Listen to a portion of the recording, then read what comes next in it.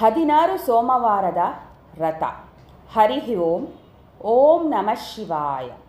ವ್ರತದ ಬಗ್ಗೆ. ಈ ವ್ರತವು ಇಷ್ಟಾರ್ಥಪ್ರದವಾದುದು. ಇದು ಪಾರ್ವತಿ ಪರಮೇಶ್ವರರಿಗೆ ಅತ್ಯಂತ ಇಷ್ಟವಾದದ್ದು. ಈ ವ್ರತವನ್ನು ಎಲ್ಲ ಜನಾಂಗದವರು ಆಚರಿಸಬಹುದು. ಈ ವ್ರತವನ್ನು ಸೂತ ಪುರಾಣಿಕರು ನೈಮಿಷಾರಣ್ಯ ಪುಣ್ಯ ಸ್ಥಳದಲ್ಲಿ ಲೋಕಹಿತಕ್ಕಾಗಿ ಶೌನಕಾದಿ ಮಹರ್ಷಿಗಳಿಗೆ ತಿಳಿಸಿದರೆಂದು ಉಲ್ಲೇಖಿತವಾಗಿದೆ. ಆಷಾಢ ಶುಕ್ಲ ಪಕ್ಷದಿಂದ ಕಾರ್ತೀಕ ಶುಕ್ಲ ಪಕ್ಷದವರೆಗಿನ 16 ಸೋಮವಾರಗಳು ಈ ವ್ರತವನ್ನು ಆಚರಿಸಬೇಕು. ಸಲಹೆ ಸೂಚನೆಗಳು. ವ್ರತವನ್ನು ಆಚರಿಸುವವರು ಸ್ತ್ರೀ ಪುರುಷರು ಯಾರೇ ಆಗಲಿ ಕೆಲವು ನಿಯಮಗಳನ್ನು ಶ್ರದ್ಧೆಯಿಂದ ಪಾಲಿಸಬೇಕು. ವ್ರತವನ್ನು ಆಚರಿಸುವ ಸೋಮವಾರದಂದು ಅಭ್ಯಂಜನ ಸ್ನಾನ ಮಾಡಿ ಸಾಯಂಕಾಲ ಅಂದರೆ ವ್ರತಪೂಜೆ ಮುಗಿಯುವವರೆಗೆ ಉಪವಾಸ ಇರಬೇಕು. ಸಾಧ್ಯ ಆಗದಿದ್ದಲ್ಲಿ ಲಘು ಹಣ್ಣು ಅಥವಾ ಹಾಲನ್ನು ಸ್ವೀಕರಿಸಬಹುದು. ವ್ರತದ ಆಚರಣೆಯ ದಿನ ಬೆಳಿಗ್ಗೆ ಸ್ನಾನ ಮಾಡಿ ಉಪವಾಸ ಇದ್ದು ಸಂಜೆ ಸೂರ್ಯ ಮುಳುಗುವ ಸಮಯದಲ್ಲಿ ಮತ್ತೆ ಸ್ನಾನ ಮಾಡಿ ಶುಚಿಯಾಗಬೇಕು.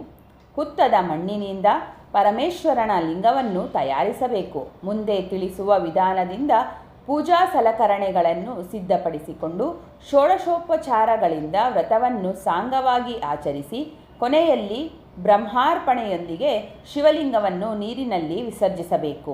ವ್ರತಪೂರ್ಣ ಆಚರಿಸಿ ಅಂದರೆ ವಿಸರ್ಜನೆ ನಂತರ ಬ್ರಾಹ್ಮಣನಿಗೆ ಬಾಗಿನವನ್ನು ದಕ್ಷಿಣೆಯೊಂದಿಗೆ ಕೊಟ್ಟು ಆತನಿಂದ ಆಶೀರ್ವಾದ ಪಡೆಯಬೇಕು. ನಂತರ ಕಥಾಶ್ರವಣ ಮಾಡಬೇಕು. ನೈವೇದ್ಯಕ್ಕಾಗಿ ಹುರಿದ ಗೋಧಿ, ತುಪ್ಪ, ಬೆಲ್ಲ, ಏಲಕ್ಕಿ ಇವುಗಳಿಂದ ಗುಲಪಾವಟೆ ಉಂಡೆಗಳನ್ನು ಮಡಿಯಲ್ಲಿ ಮಾಡಿಟ್ಟುಕೊಳ್ಳಬೇಕು.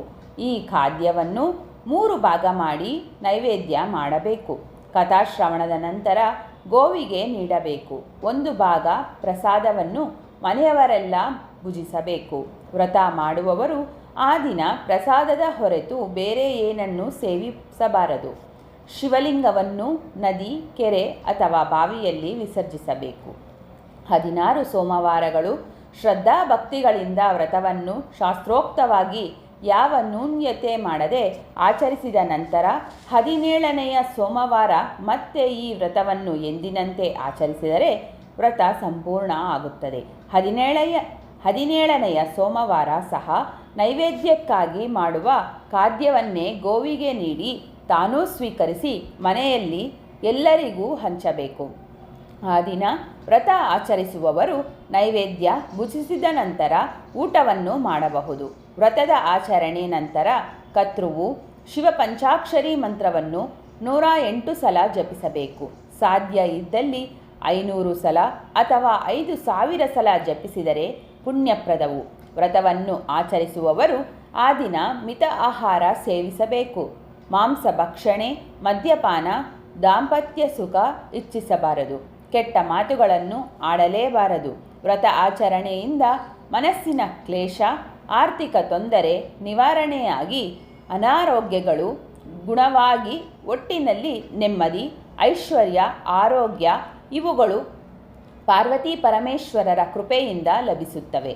ವಿದ್ಯಾರ್ಥಿಗಳು ಸಹ ಈ ವ್ರತವನ್ನು ಶ್ರದ್ಧಾಭಕ್ತಿಗಳಿಂದ ಆಚರಿಸಿದಲ್ಲಿ ಅವರುಗಳ ವಿದ್ಯಾಭ್ಯಾಸ ಯಾವ ಅಡಚಣೆ ಬಾರದೆ ನಿರ್ವಿಘ್ನವಾಗಿ ಮುಂದುವರೆದು ಒಳ್ಳೆಯ ಪದವಿ ಪಡೆಯುತ್ತಾರೆ.